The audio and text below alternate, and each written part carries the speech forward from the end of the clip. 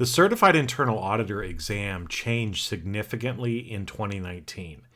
Hi, I'm Jason Mefford, and I just want to spend a couple minutes sharing with you some of the changes to the exam and also give you some tips on how to pass the exam quicker. And so I'm going to do that here in just a couple minutes and provide you also with some links where you can get more information if you'd like to learn more and go into more depth. So the first thing is the exam changed, but the good news is about 90 to 95% of the topics are the same, which means that even though there were some significant changes, topics moving from different parts of the exam, for the most part, the topics that are currently on the exam were on the previous exam, just in different parts. So some of the studying that you may have done already is still good. You just need to know which part of the exam that relates to now.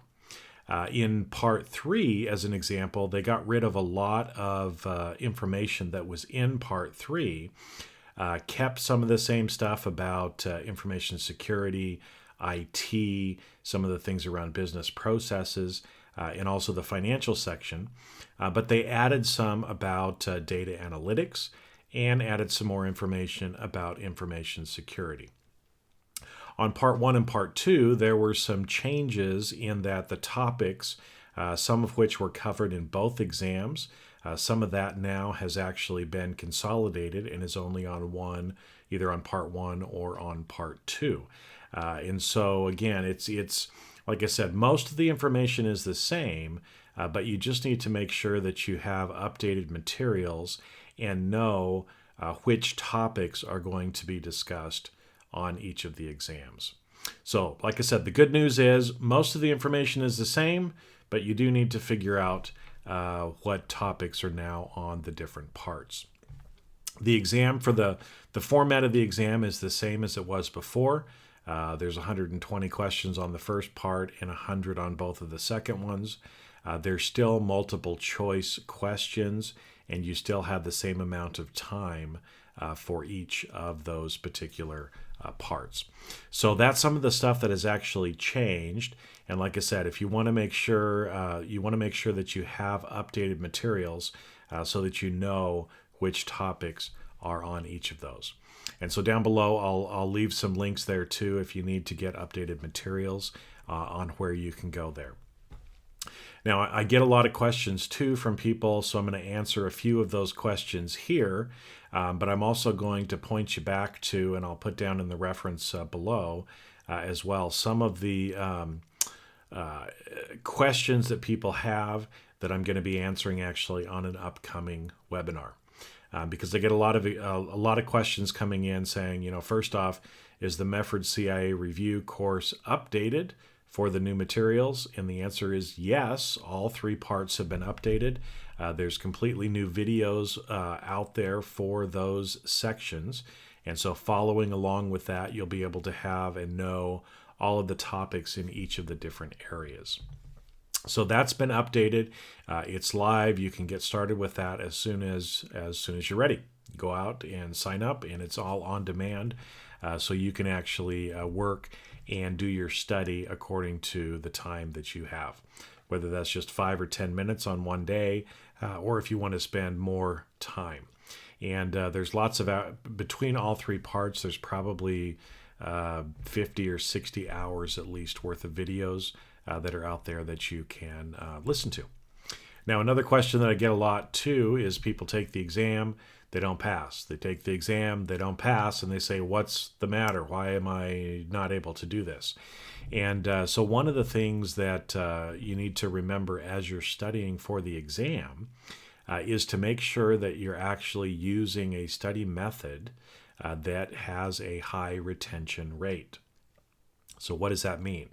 Well, as an example, just reading material silently to yourself only has about a 10% retention rate.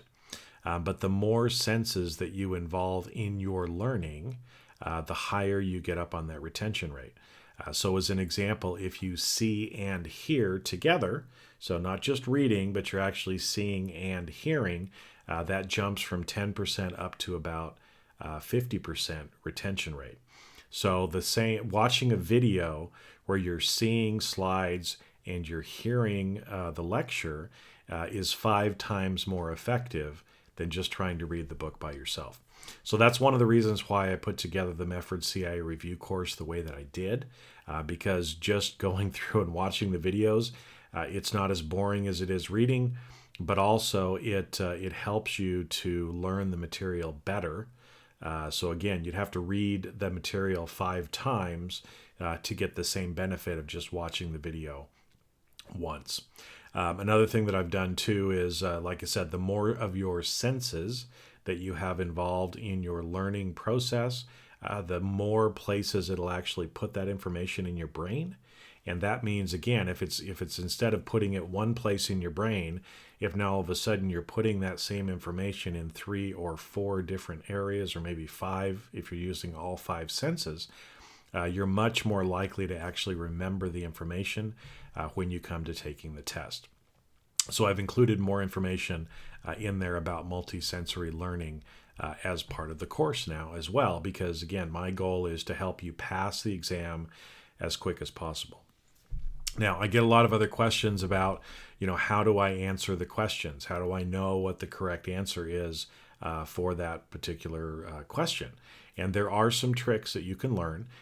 In this little video here, I don't have time to get into all of that, but that's why, again, I'm going to be doing a webinar on some of these updates and go into more detail there, and also provide you with more information and some tips and tricks for improving your studying, but also to be able to better identify what the correct answer is on the exam as well.